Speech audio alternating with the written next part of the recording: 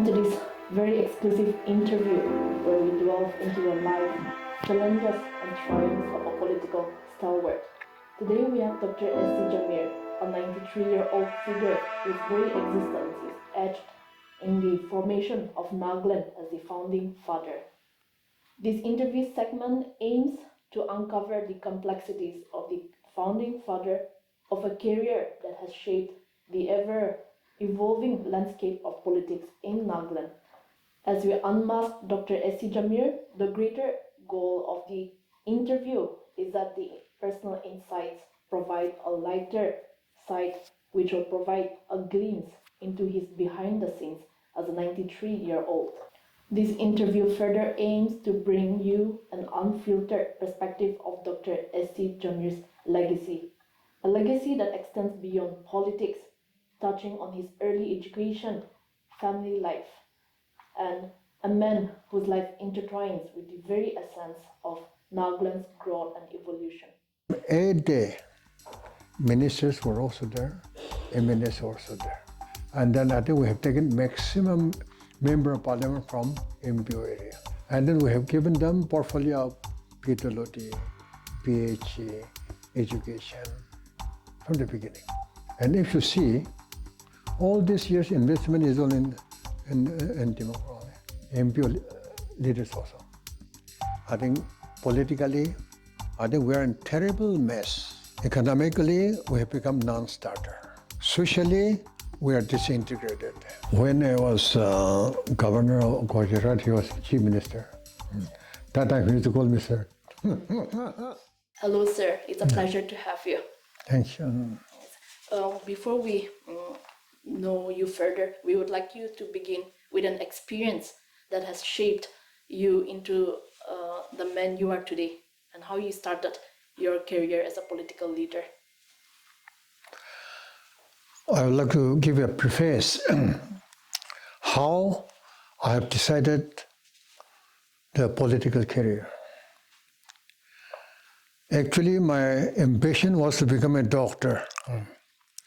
So I studied science for 3-4 months.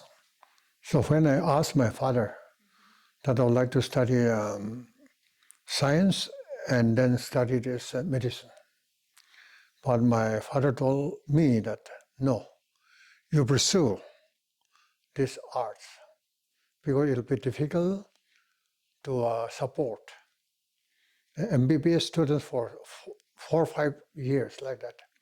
So I have decided that I should study arts. Then I was thinking, after studying arts, what should I do? So my decision, I made it when I was in college. When we were in college, Naga movement was at its peak. And then very few educated people participated in that Naga movement. And therefore, I have decided that I'll study law, then I'll join politics.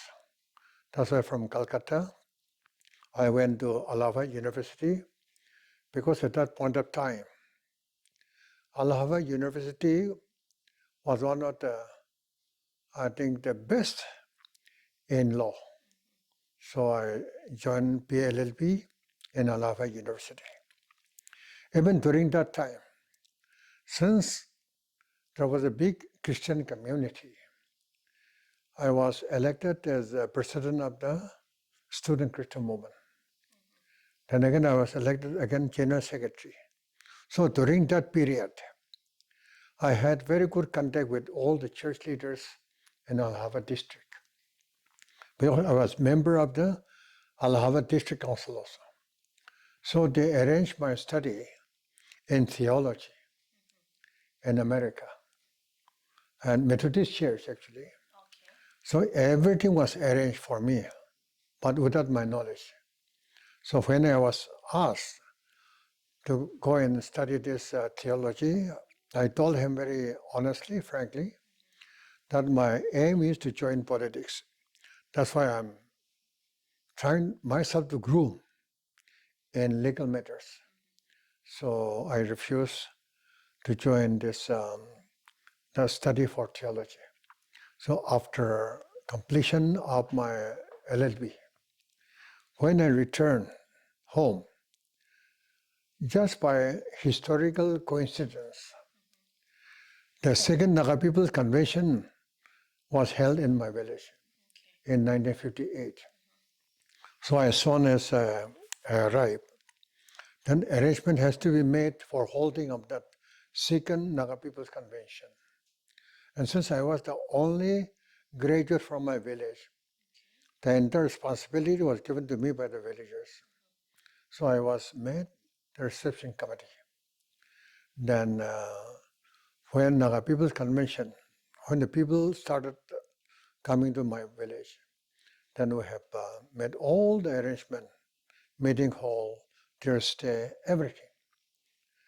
Then they have, we had the first session of that second Naga People's Convention, during which I have to give a welcome address. And therefore I have prepared my political vision of Nagaland.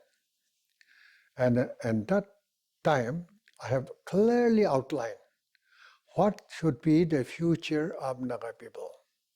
How do we approach the Naga problem? And what do we stand here? What is it? All this I have already this, written, and then I have given that speech on that day. And that was the beginning of my political career and outlining what I want to do for Naga people.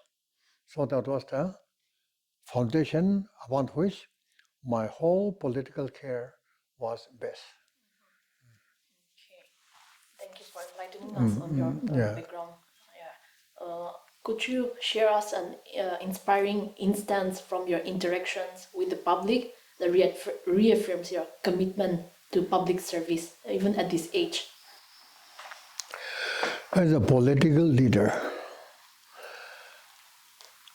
one should have the commitment that he is for the people. Once you have that commitment, once you have that conviction, then meeting public is a pleasure. Why? When you interact with them, you know their problem. And once you know their problem, it is not difficult to find out the remedies. And therefore, as a public leader, we used to go to the grassroots. Sometimes we used to go to the kitchen and then singing folk song, sharing like this, because they have to feel one with you if they have to speak out. In this way, if we have to succeed in our public life or political career, I think we should fully, totally identify with the public. We should live with them, we should eat with them, and we should drink with them, and we should move with them. Then only we should be able to know the correct pulse of the public. And once you have thorough analysis of the pulse, taking decision is not a problem. I see.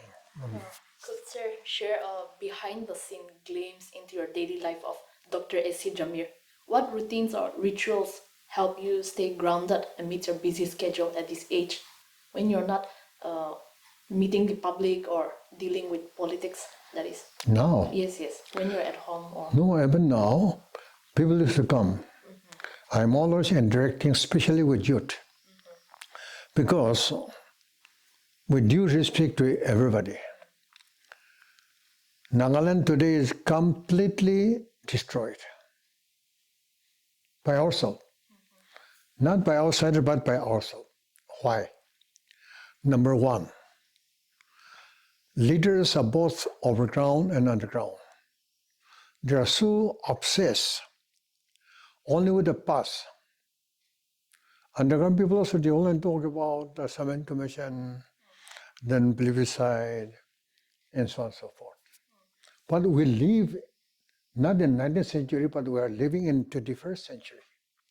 And therefore, all political leadership, both overground and underground, should discuss what kind of a present society we should build up.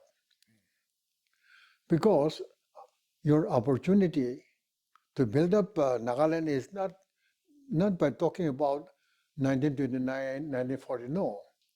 2023, this is in your hand. And I have been all the time saying that there is one thing which is always with us, and that is the present, today. Because many thousand millions tomorrows have already gone by. Many thousand millions of yesterday's have gone by. But one thing which will always remain with you is today, and that is present. So unless you make use of that today or the present to structure or to reinvent, rebuild your society, your country, then what kind of future you're talking about? When you don't talk about present, then how can you expect from that fellow to talk about the future? And today, what we are suffering today in Nagaland is everyone is engrossed so deeply only with the past. Why? I don't think they don't have that idea how to build at the present to shape the future. And that is the most tragic development in Naga society today. Because I think politically, I think we are in terrible mess. Economically, we have become non-starter. Socially, we are disintegrated. We talk unity, but now, today, you see only factions, divisions. And we have totally, I think, forgotten that united we stand and divided we fall. And instead of choosing that united we stand, I think we have preferred divided we fall. So mutually, I think willingly we are disintegrated, we are weakened, and we are now hither and here. That is one. So I feel that realization of the importance of the present to shape the future of Nagaland. I think a great revolutionary revival must take place in the conscience of Naga people. Because during our time, we used to memorize everything, but today, in your own mobile, you see everything. So, the thinking and I think intellectual acumen of our generation and your generation is quite different. Because you have got ready-made. For us, we have to struggle, but today you have ready-made. So now, leaders of today, they are talking about those younger generation who have got much more knowledge than us, which are much more advanced than us. And therefore, if we have to prepare for the future, it should be for this younger generation, not us. And we have not realized that one in Nagaland. Because my thinking, your thinking will be different. Your dress, my dress, quite different. Your approach, my approach, quite different. Because now you, in your coach notes, you're talking about digital. We never dream of it. You are living in a digital age. So unless we frame out our structure, whether it's political, economic, or social, on that pattern, we shall be left out. As a public figure, how do you balance the demands of family life and your commitment to public service? You see, it is not necessary that you have to go on all the time talking.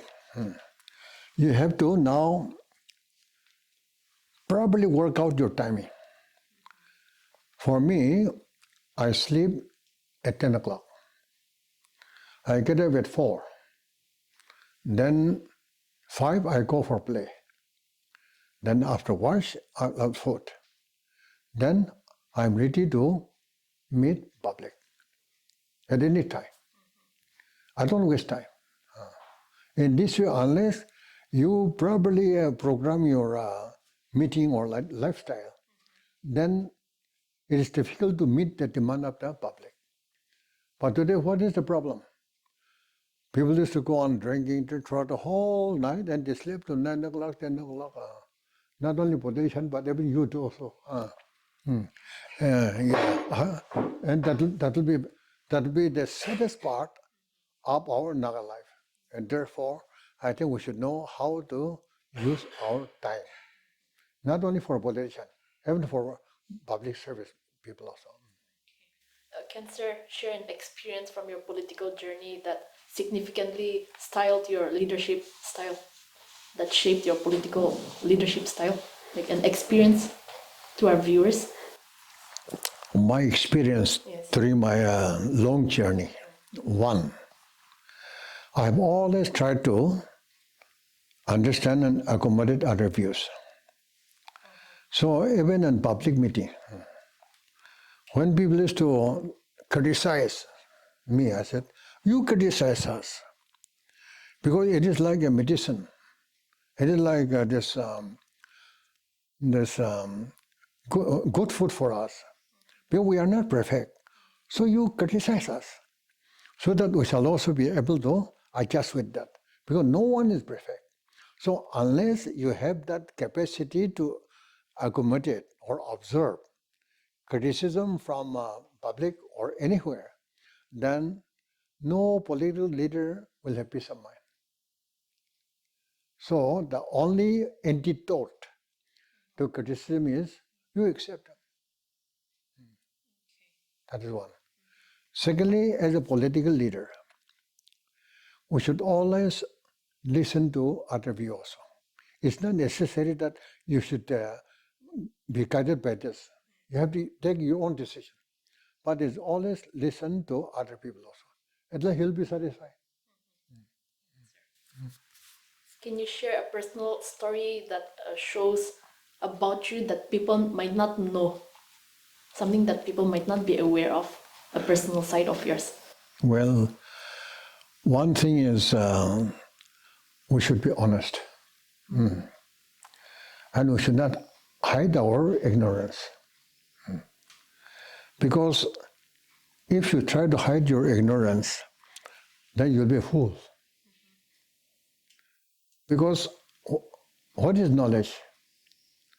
Sharing of ideas, experience, these are knowledge. And one man is not the monopoly of all this. So we get from various point of view. Sometimes even if you quarrel with me, then I'll just study why you are quarreling with me. There might be some cause. In this way, the secret of a political life is, number one, we should be able to accommodate the views of others. Secondly, one should not think that he knows everything, because that will entertain pride. And when pride is there, then you will not be able to appreciate others. And thirdly, one has to be consistent. Once you feel that this is correct, pursue it. Don't change. Otherwise, if you change, then your supporter will be puzzled. Today, our leaders, this party, that party, that party. So it is become a circus. Now, where will you take the people? So consistency, persistency, and above all, principle. One should have principle if you have to lead the people. Then only your supporters, your followers will not be puzzled. I have been interacting with youth, educated youth, during the last 5 years, because for the first time I have been here permanently for nearly 5 years, during which I had the opportunity to interact with various gross sections of our youth community in particular, and what I could dig out from their mind. Number one, the gems in their heart today is, in the hearts of the younger generation today is, that they have worldview. They are not confined to this tribe, that no.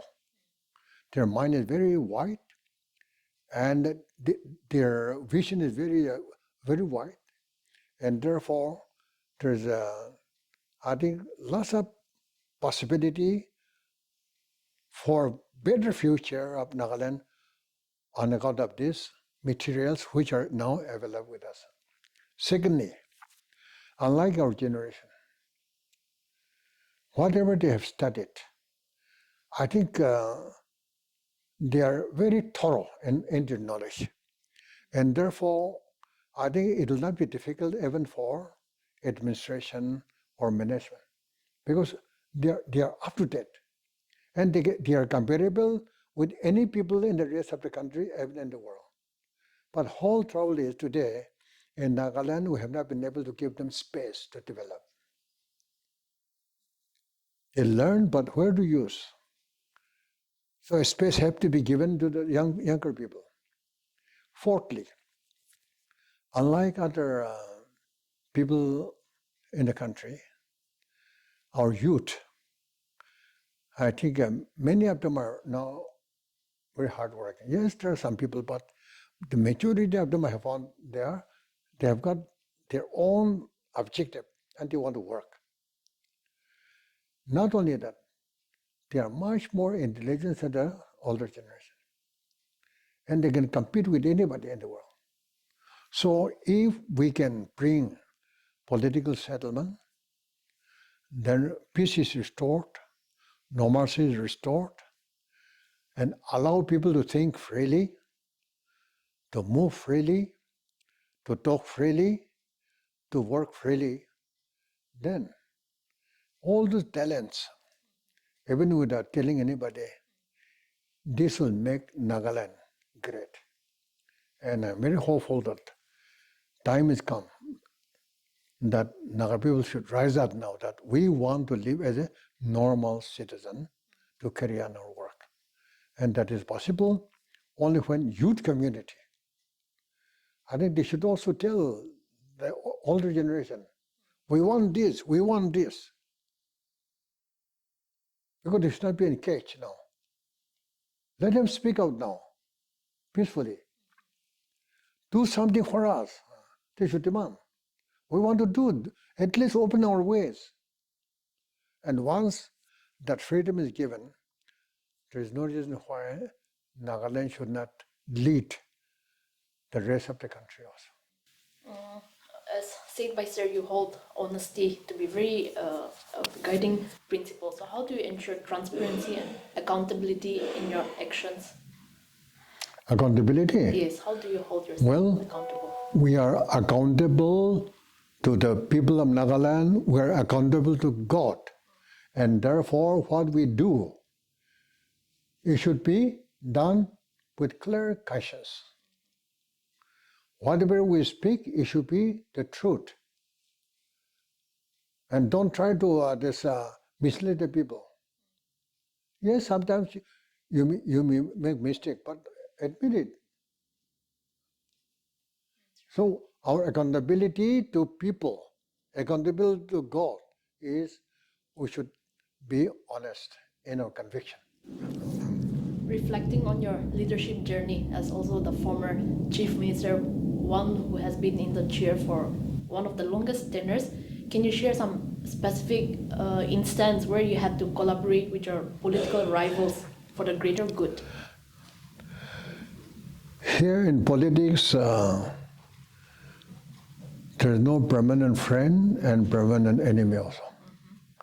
When common this objective is there, we come together.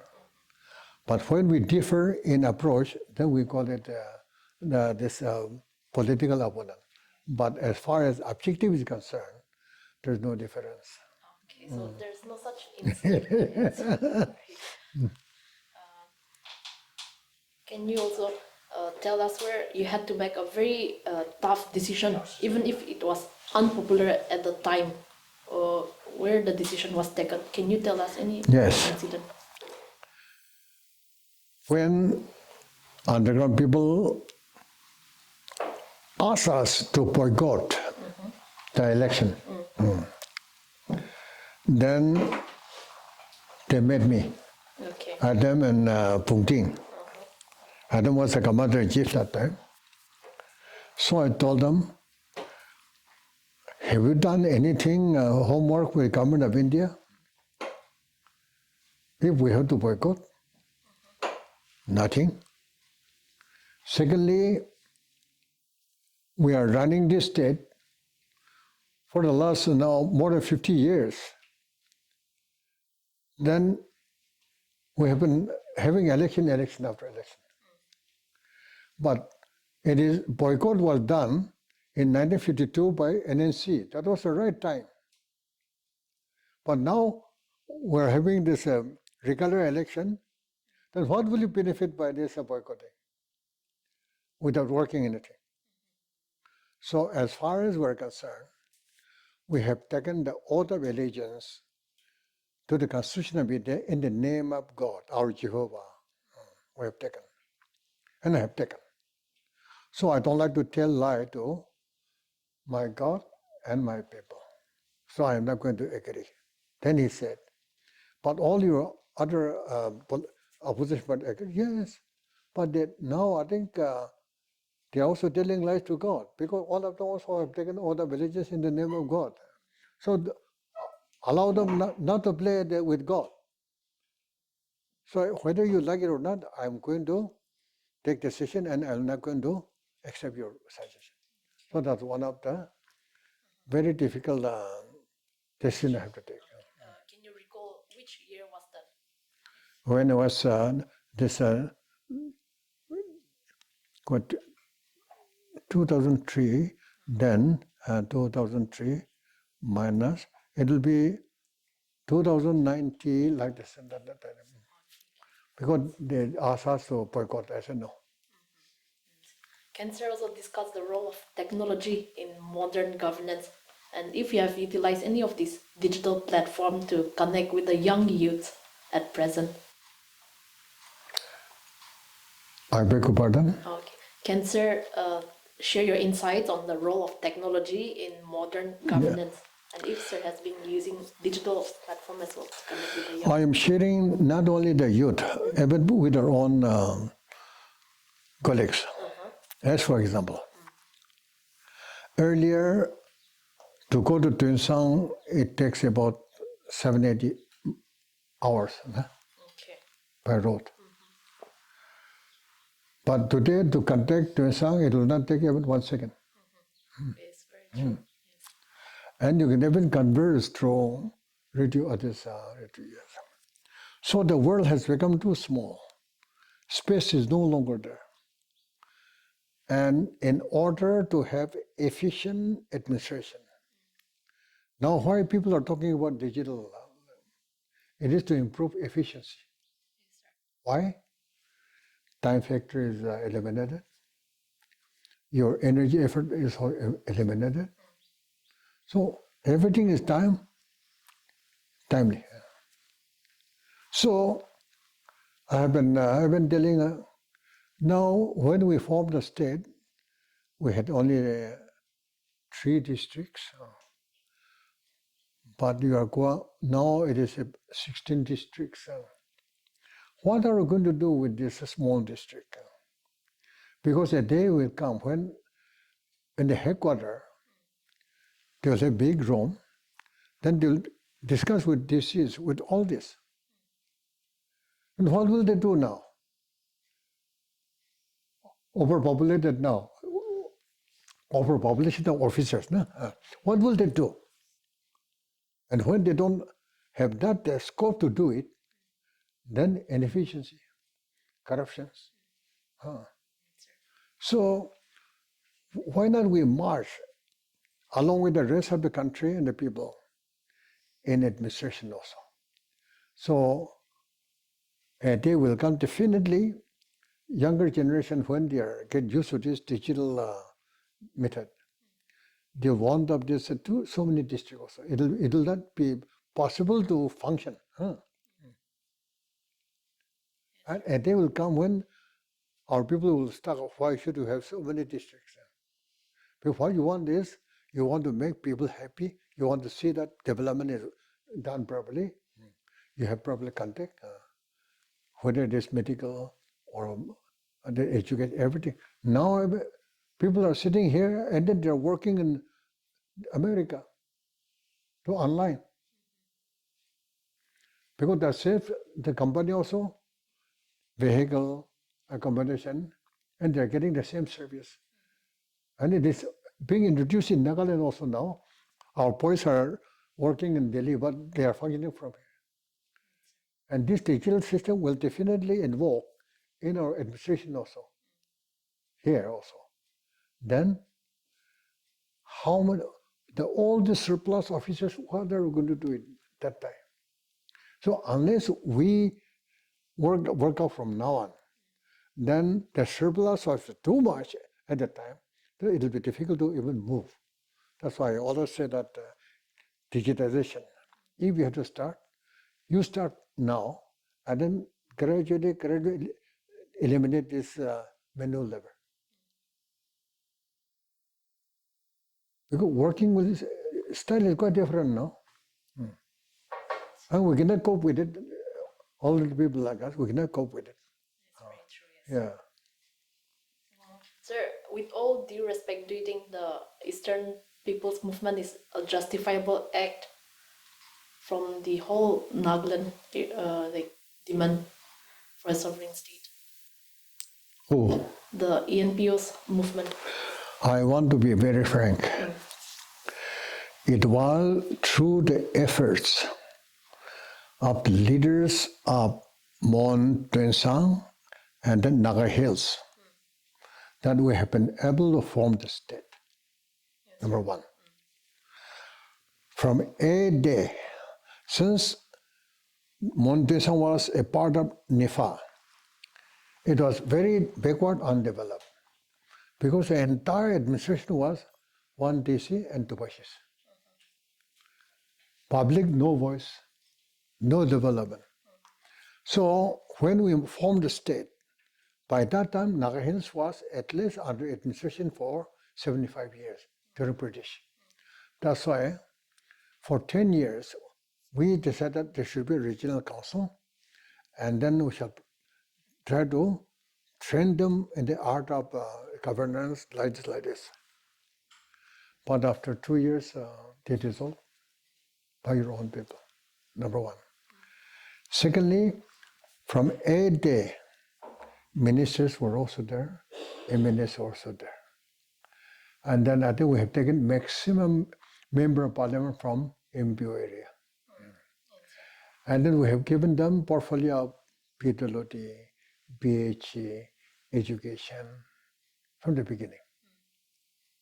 And if you see, all this year's investment is all in democracy. MPO leaders also. Only here. No? Yes. Then why should they complain?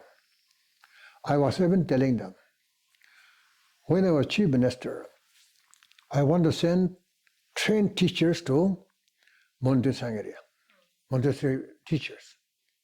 They totally oppose. No. We shall have only our own men. 9 classes. No. Because to teach those people, you require psychology also. But your leaders said no. So they have started recruiting even class 9 pass like this. So teachers, when teachers are not going to, they don't know how to teach, how can you expect good school, good education? And that is one of the greatest blunder made by your leaders. And that they quarrel with me. But I said no, but they said no. That's why I say, if Tuensang have to be developed, let us now have settlement and peace, law and order will be there. After that, you have to develop communication.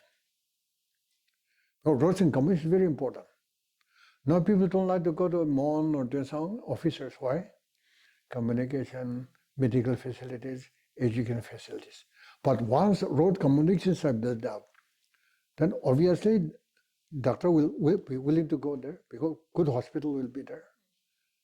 Good school will be there. Their children also will be there.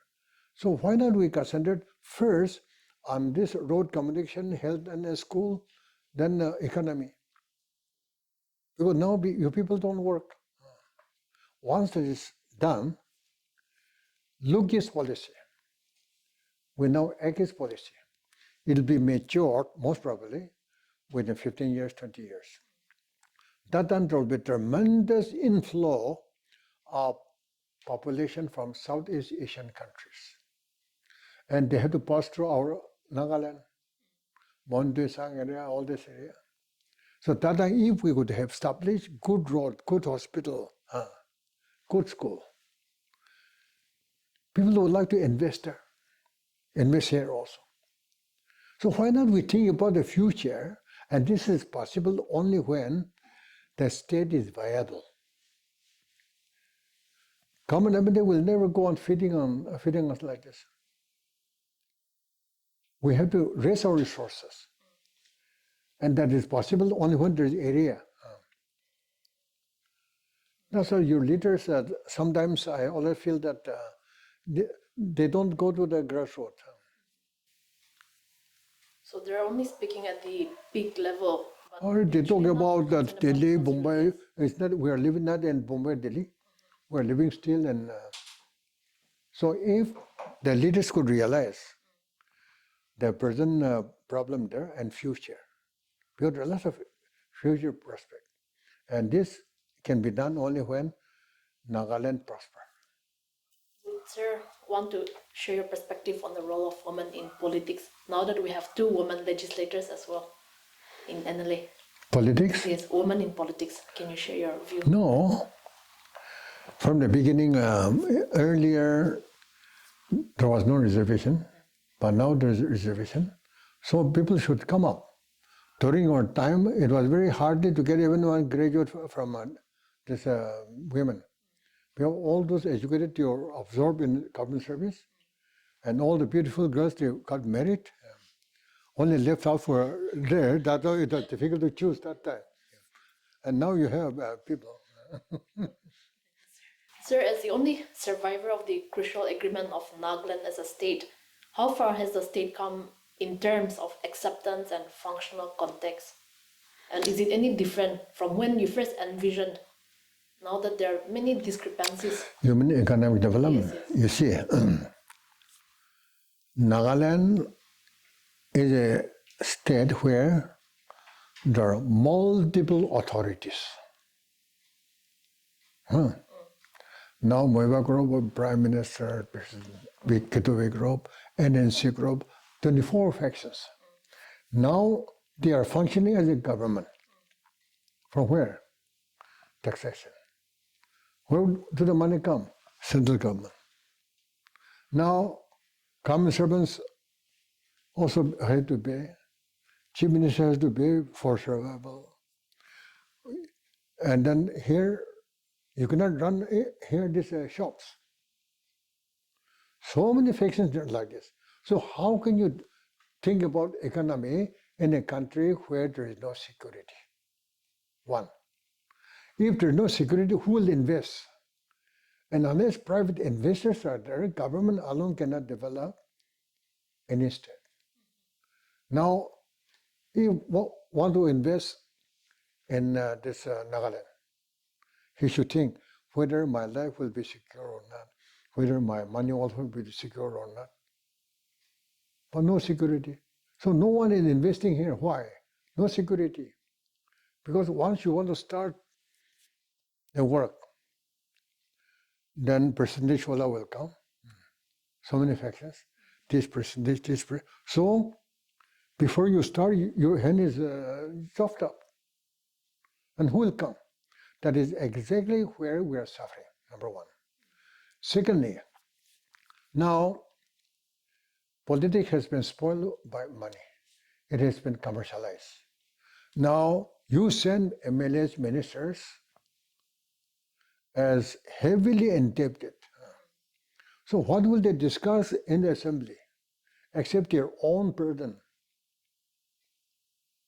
No time to think about the these people, because they themselves are heavily burdened with the debts. No? And whose fault? Public fault. So if you want to have a government for the people, by the people, then people should now, especially you younger generation, you should have a revolutionary spirit to clean up the dirt which have been accumulated over the years because of this underground. Because overground, they're under the name of underground, they're committing more this corruption. To do away with this, first, foremost is political settlement. Then we shall think about economic problem, social problem, educational problem. But today it is very difficult. The other day I was meeting youth. I said, why don't you come up? So if we speak the truth, we shall be isolated. Huh? Why? We are afraid of this. So that fear in the minds of people, even among youth, is there. I was shocked. They told me friendly. So if we speak out, then we shall be isolated, and underground people will hunt us. So how to remove it? Settlement. And therefore, I think young people now, you put pressure on the state government that you're the only elected government which can bring solution. Now the government of India has made it amply clear that flag and then Kashmir is not possible. Then why not put pressure on the government of India to announce settlement and put pressure on the underground also. Without that, you'll always carry this this bag now, overload. We're overloaded now. Yes, sir. Sir, how do you think the bridge can be built between the different factions? I'm sure they share different views on the demand of Nagaland. I think Naga people have become coward. Okay, so there seems to be poor knowledge of each Now, on the visible instrument to bring solution is Nagaland Legislative Assembly. Why? They were elected. And they should carry the voice of the Naga people. And now that government of India made its position amply clear that they should press all the whatever you have signed, you should also do it. And this will be a mandated voice. So Nagaland Assembly is the only mandated institution in Nagaland. But why should they be afraid of underground also? But even CM Rio recently said there's a deadlock in the Naga talk, so how does that correlate to each other? What kind of deadlock they are talking about, I don't know. Yeah, he said there's a deadlock. Deadlock is only when there is, tussle. Yes, sir. But government of India, we don't regard law. No, they said, huh? Yeah. We don't regard law, and why you talking about that law? On the lighter aspect, can you share of your close contact with the man who laid the foundation of democracy in India, often referred to as Pandit, the great man Jawaharlal Nehru? Can you share us of your close contact? He was really a Democrat. And I'll tell you one instance. In Parliament,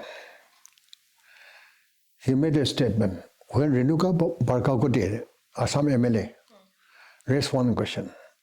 Will the Prime Minister be ready to meet AZ Fizo, who is in London in exile? Then Prime Minister said, yes, I'm prepared to meet.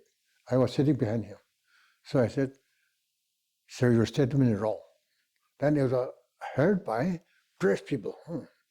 So it was published, all paper that his parliamentary secretary had opposed him like this. Then he went to Maharashtra. Then during that absence, all these Congress leaders, they were scolding me. Why have you said like that? No, I have got a right to say like that. Then when he came back, he called me. And in this way, a big man like him, Yes, sir. he could listen to the voice of a very young man, because I represent people. So he had so much regard for this democracy. Not only that, during parliament session, he'll always sit in parliament. Present Prime Minister, he doesn't sit in parliament now. Yes. So, and then for Nehru, in parliamentary meeting also, he will listen.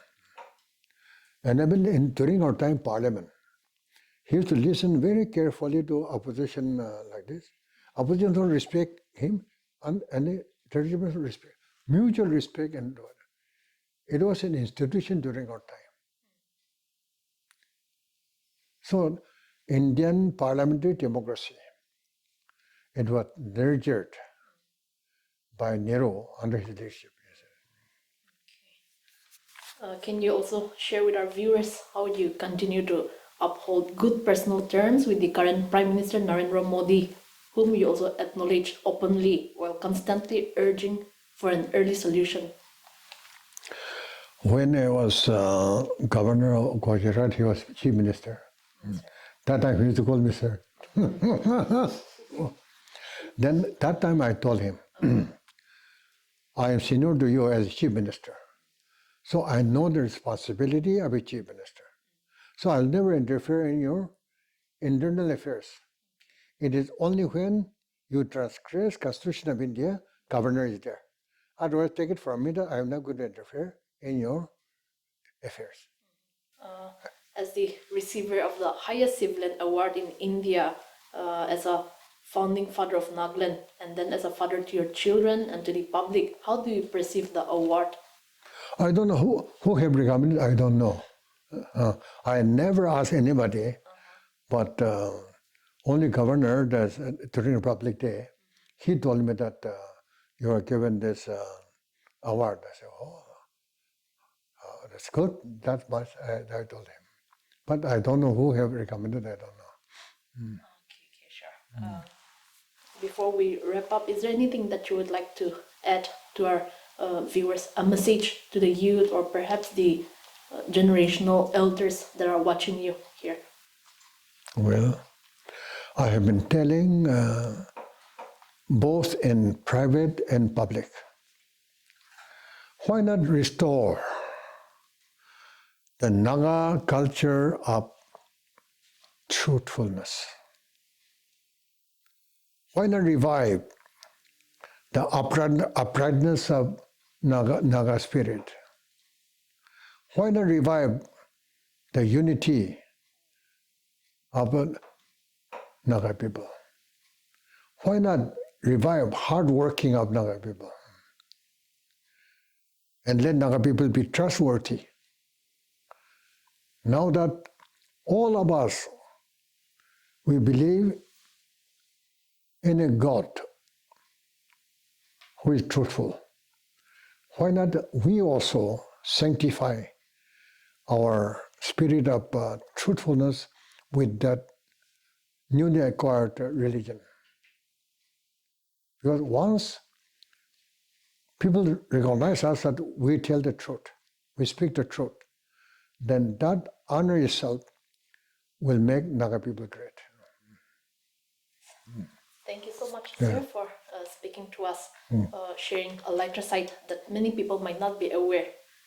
To our viewers, we hope this episode constructively corrects the facts and present the man behind the political landscape of Nagaland.